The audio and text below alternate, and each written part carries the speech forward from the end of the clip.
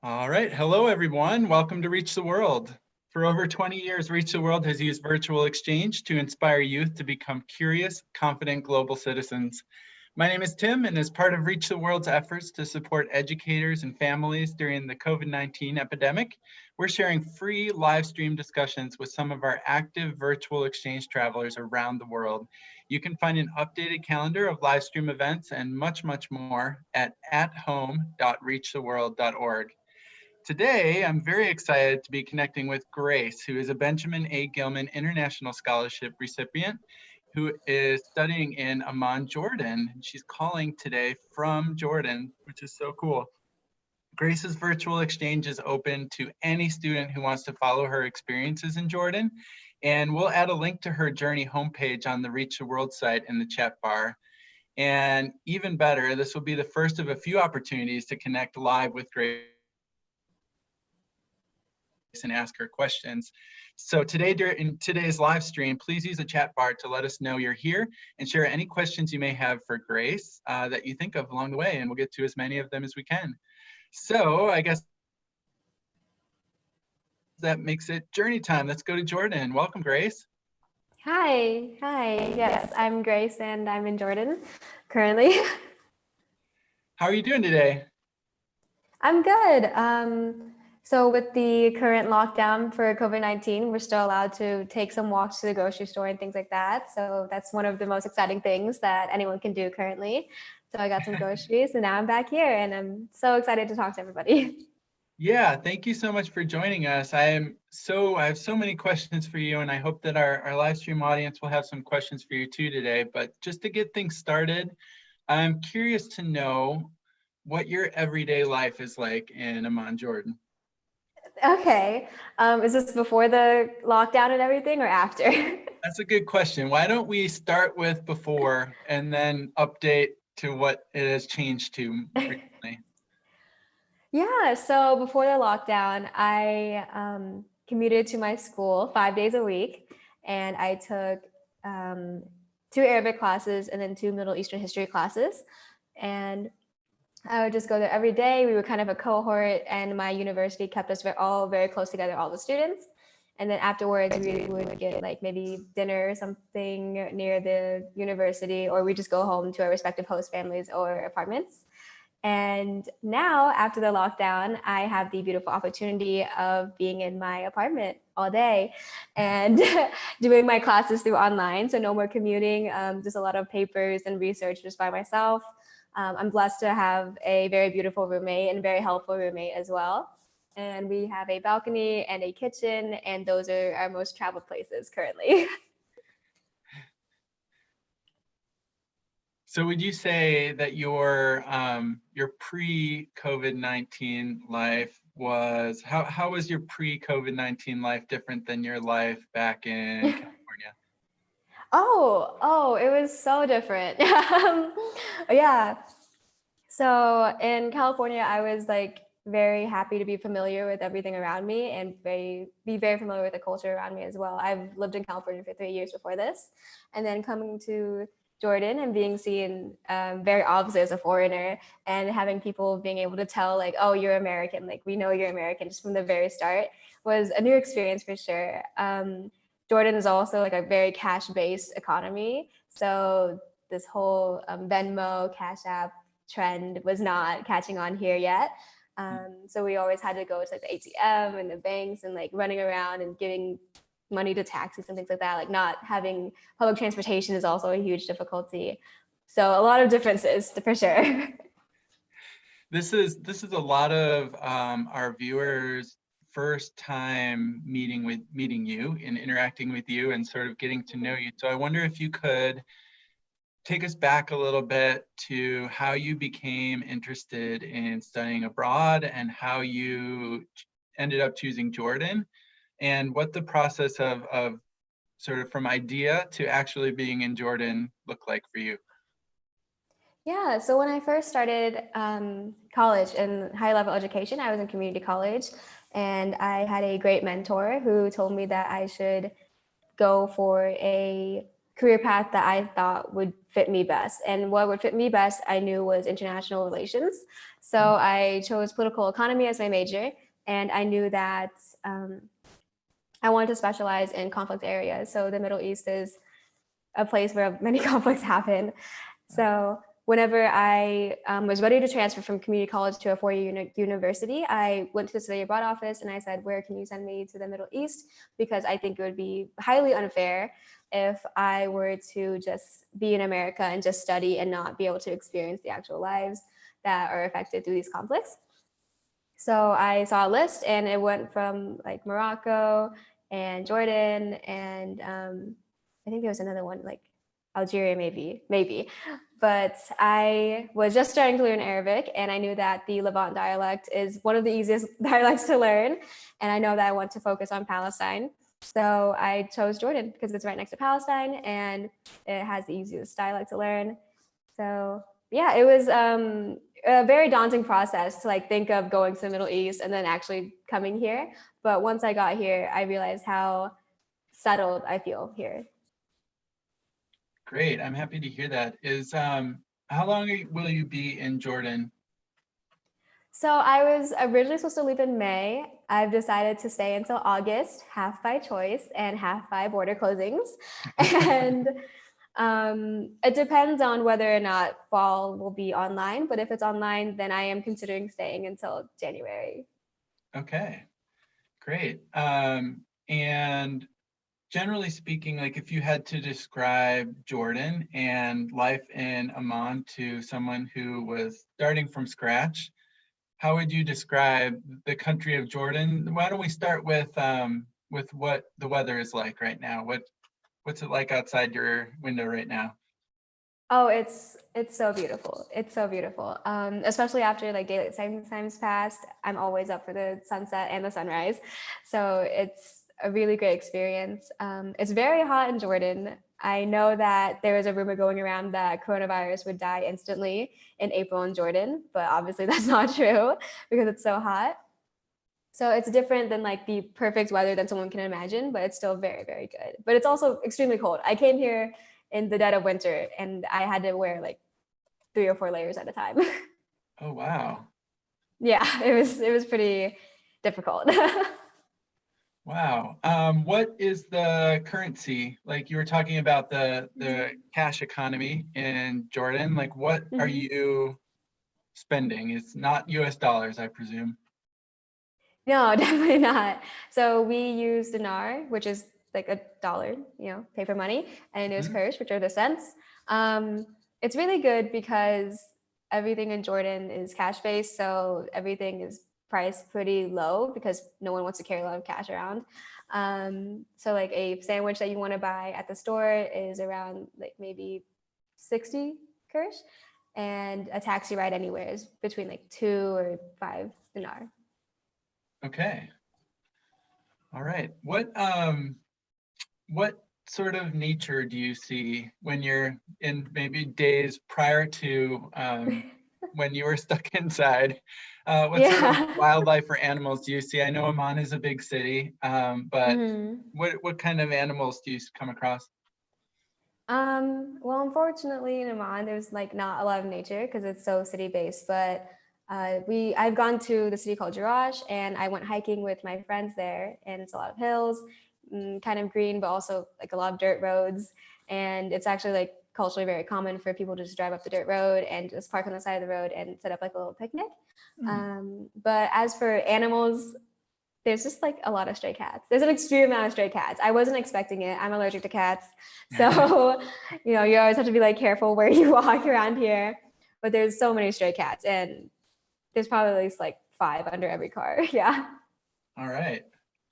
Yeah, we were speaking with a participant yesterday who was talking about the number of cats that they saw in a completely different city on in the other side of the world. So it seems to be a Yeah. common denominator in some bigger cities. Yes, cats are the true global citizens. We had a question online in the chat about what the people are like in Jordan. What was it? What are the people that you come across? Or what are they like? Yeah, the people in Jordan are so lovely. Yeah, they're so welcoming. Yeah, it's really great because as in a huge group of Americans, we were told like not to draw so much attention to ourselves because some people wouldn't like that. But I haven't really experienced anyone singling us out as a group for being Americans or even singling us out as people who are American. They're very hospitable. They're always happy to help us. Just very, very kind, ridiculously kind. Yeah. What, if anything, have you been able to do to you've been able to be in Jordan now for quite a while? Like, what do you do to try to integrate into the community instead of sort of the average traveler might just kind of come and see the sights and move on, but you've had a chance to stay there for a while. What do you do to integrate? Yeah, so we always try to get to know like the local business around our university. We went there almost every day, so they liked us very much, and we also liked them. And then we had our university had a program where they set us up with peers from the University of Jordan, and we would go out with them and maybe get dinner or play board games together, cook together, things like that. So there's lots of ways to integrate. I think one of the best ways to integrate is just to be like kind of open. So whenever you meet a local, just try to be their friend, actually genuinely show your interest in getting to know them and not having some kind of ulterior motive. I think that's what people would like the most. Have you found it really helpful to speak Arabic? Yeah, so one of the most surprising things I learned when I came over here is that everyone speaks English. And everyone, if they can't speak English perfectly, they can speak English probably about like 75% of the way there. So it's kind of a struggle to practice Arabic with strangers because they always want to practice their English with you. Hmm. But I've learned that if you just keep pushing them, then eventually then they will relent and they will speak Arabic with you. And just like with the hospitality trend that I was saying, if you make friends here and even if they are more comfortable speaking English, they are also very kind in helping you with your Arabic all the time. Everyone's offered to help me. It's so nice to hear. I wonder, when you are sort of envisioning life before COVID-19, how did you get around the city? Okay, getting around the city is quite difficult. When I first got here, my university told me never to walk anywhere or bike anywhere because it's just not common in Jordan. So, and then the public transportation system here, like buses, is not like what we would think of a classical bus in like maybe Northern California, where there's a schedule. There's no schedule. They come and go as they please, and they are cash based. And if they're not cash based, then you have to go through this whole process of getting like a Metro card. And we didn't know how to do that because we can't read Arabic very well.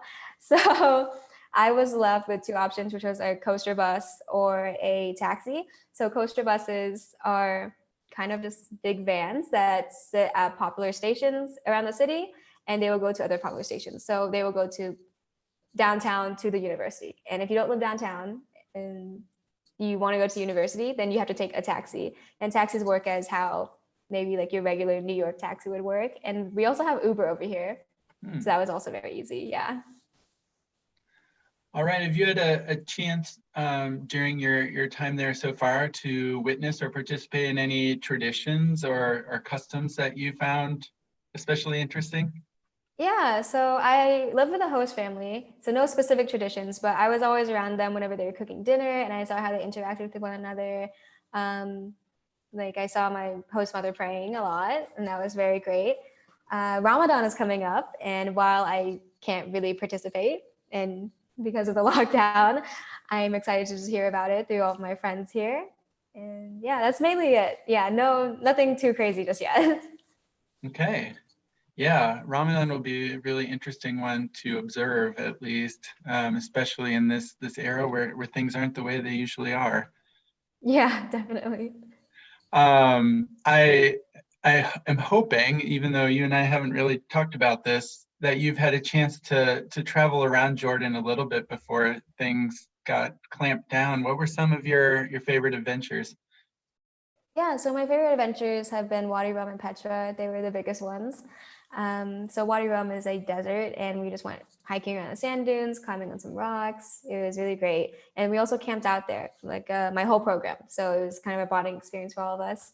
So we were able to camp out there. We ate like traditional Jordanian food. We saw what is it? We saw it being prepared. So there's like this huge rock and it was very hot and they would lay the dough on it to make flatbread. It was really cool.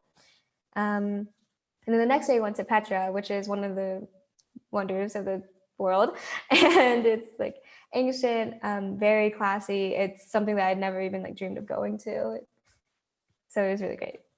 Can you sort of, I think a lot of maybe the adults, especially people who are Indiana Jones fans, know what Petra is. Can you describe what that is or what the process of arriving there looks like and feels like? Yeah, so we took a bus, a tour bus, and then we popped down at like, I think around 8 in the morning or something like that. We had to get there early because our tour bus guide said that the cruise ships would dock soon. And if we didn't get in before the cruise ships, we would see nothing.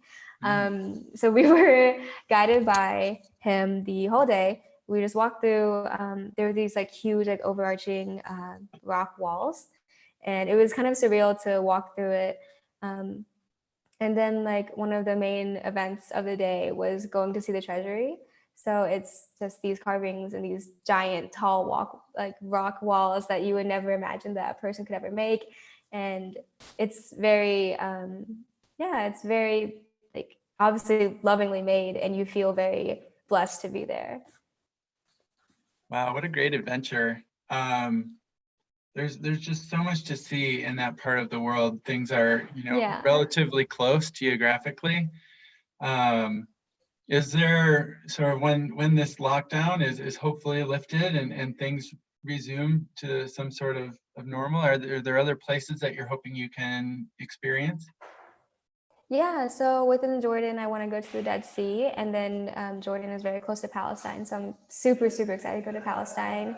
And it's very common for students who study abroad in Jordan to travel like outside of Jordan as well. So there's Bahrain, there's Lebanon, and Amman, all of these places. I'm very excited to go. So I hope summer will allow me to. We have a lot of young viewers who tune into events like this and will certainly watch the recording of our call today. And I wonder what advice you would have for a young person who's starting to get more interested in the world and sees what you're doing and thinks it's pretty cool and would want to follow in your footsteps. What would you tell them? I would tell them to do it. But further than that, I would tell them just to really find their niche, find where they really want to go, where they really feel at home, and where they really feel a passion for. I know that I struggled in school of what I was going to do, and I was very lucky to find my passion here. It's great. Do you have a sense of where this might be going in terms of a career? I know you talked about academic interest and conflict in the Middle East. What are you thinking for life after your time in Jordan? After my time in Jordan, I will go back to America, unfortunately, for a semester or two. And I'm going to get on a plane right back here. I really, really like it here. And I'm planning on implementing and creating humanitarian plans and being in the field as well. Cool. Good for you. That's fantastic. I have to just take like a step back. When you were talking about doing it, which is great. Like, I love the enthusiasm about like making a great experience like this happen. What is that like? What does that actually look like? What concrete steps would somebody have to do to go from a fifth grader who has a general interest in exploring the world to being a college student who's living the dream? Living the dream, yes. Oh, wow, from fifth grade. Okay. Well, I would spend middle school years studying for sure. But then high school years, I would start preparing for university. And I also know that in high school, you can go abroad as well. So I would just start looking into programs of places that you like. Always reach out to your counselors, even if you feel like they won't help. Deep down, they will, at least a little bit. College counselors are really great. High school counselors are great to get your plan started. Long-term planning, maybe choose a place. So that would be the first step. And then from there, you can break that down into how you want to get there, whether that be through in high school or in college. There's so many resources at students' disposal, but they just don't know about it because they might be too shy to reach out. So I would just always keep an eye out, always talk to your professors or your teachers in middle school or high school and tell them what your plans are and maybe see if they had heard anything. And yeah, just always keep an eye out for the news. Fantastic. I think I get the privilege of talking with a lot of travelers, and one of the common themes that comes up is that anyone who has the motivation and the desire to make this happen, talking to people who can help you and help you find resources and scholarships, like the amazing Gilman Scholarship, to make things like this happen, are great ideas to reach out to those people. Yeah, definitely. I am hoping that you still, even in your state of lockdown in Amman, get a chance to eat some of the delicious food of Jordan. Do you have a favorite food, or hopefully something that you can still enjoy while you're there? Yeah, so my favorite food that I've eaten here is kabsa. It's a Saudi Arabian dish, but my Jordanian host family made it for me. And I actually have a friend here who taught me how to make it step by step through the lockdown, which was kind of intense. And I've probably made it twice since then. I actually have some in the fridge right now. But yeah, so it's this rice dish, and then you season it with like turmeric and cinnamon, nutmeg, and all these different spices. And you will cook like chicken, tomato together. You pour the rice in, and when you take it off, the rice is supposed to be like burnt around the edges of the pot, which I had no idea. I thought my host mom, just forgot, and I was never going to be rude enough to tell her. But that's what's supposed to happen, and it's really, really good. And I would suggest anyone to make it. Awesome. I love that. You thought she would just like took her eye off the pan, but really she was nailing the dish. She was doing exactly the way it was supposed to go. Yeah. We had a question online for a little bit more information about Ramadan and at least what you know that might typically look like in Jordan. Okay, so from what I've heard, what Ramadan looks like in Jordan, everything is closed until sunset. And then from sunset, people will eat together with their family. And then afterwards, people go out and like socialize in the streets. I know it's very common that I've heard that people will stay out to like 5 a.m, just socializing and having fun together. And then, yeah, that goes on for a month.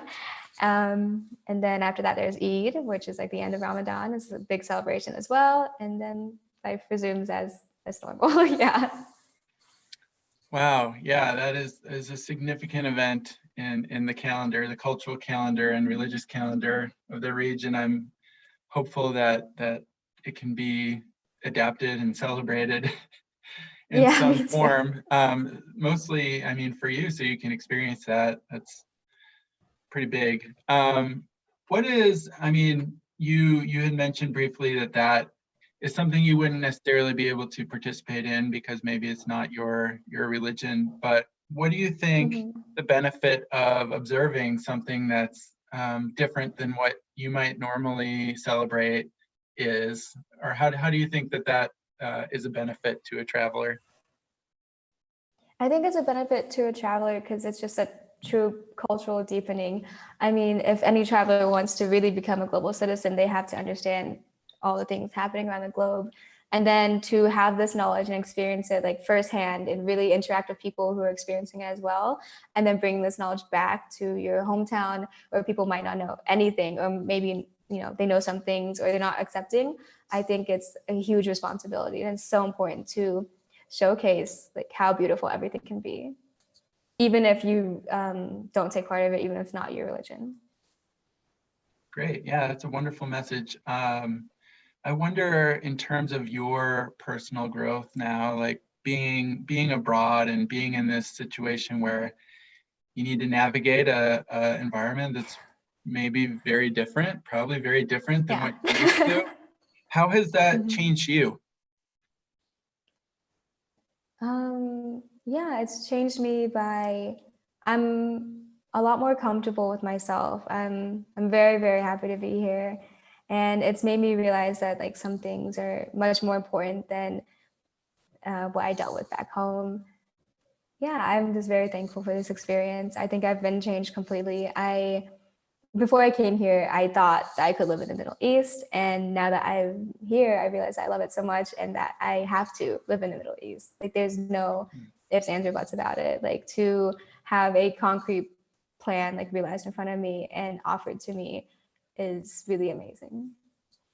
Oh, that's great. That's fantastic to hear. I just want to pause real quick and remind everyone that Grace is sort of just beginning a traditional virtual exchange by Reach the World's definition. She is writing a number of articles that she's posting on her Journey homepage, which we will include a link to in the event listing on the at-home learning page for Reach the World at athome.reachtheworld.org. But that is an ongoing journey, and Grace is going to continue to explore the aspects of life and culture in Jordan to the extent that she can, given the current circumstances of being sort of trapped inside like the rest of us. But I think it's a really valuable perspective to offer that, you know, as we in the United States, as most of your audience is right now, are dealing with the issues around the COVID-19 epidemic and adjusting to sort of a different way of life that is affecting people in other countries, and in this case, you know, on the other side of the world, in similar ways and in different ways. And it's really, really great to talk to you and hear about what you've been doing in Jordan and sharing your perspective. And a couple weeks down the road, we'll connect again with Grace, and hopefully more students will have questions about some of the things you've written about. I'm like to end all of our video calls as part of this at-home programming with a question for life after the quarantine, which we're all sort of eager to jump into. You talked a little bit about some other places you'd want to go, and you seem very focused on the Middle East, which is awesome. But I wonder if there's any other plans that you have, something that you're sort of dreaming about that's keeping you at least traveling virtually in your mind when you can't physically? Well, for like a very small goal, my roommate and I have planned the biggest and fanciest dinner imaginable. So we are very excited to find where that is in the city.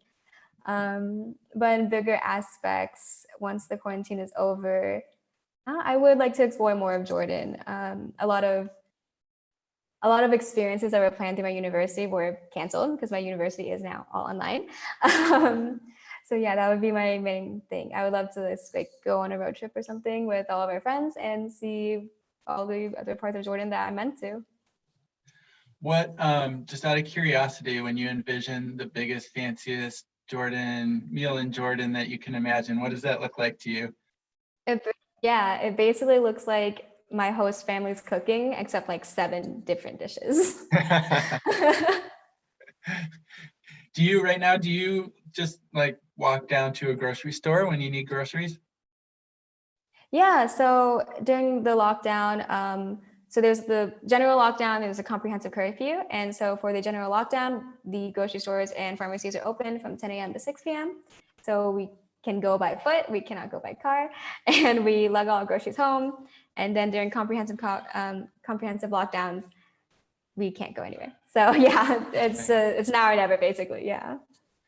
Yeah, well, we in the United States have heard a lot about the measures that are in place in Jordan, and it's nice to connect with you and hear that you're doing great, and hear a little bit more about that from somebody who's there. Yeah, Jordan's great. Yeah, I can't wait for you personally to get out and explore some more. And in the meantime, I'm excited that we're connecting with you this spring and learning more about your time in Jordan. And I want to thank you for calling in. I know what time is it in Amman right now? It's only 6:30. Yeah. Okay. Things are great. Yeah. Yeah. So you're about seven hours ahead of the East Coast. So thank you for calling in. We really appreciate it. It's nice to meet you. It's nice to get this journey underway for a lot of the people who are just joining us. And I'm going to encourage everybody once again to all along with Grace's online journey, because we're going to be connecting with her again. And it's such a great opportunity to be able to talk with you live, Grace.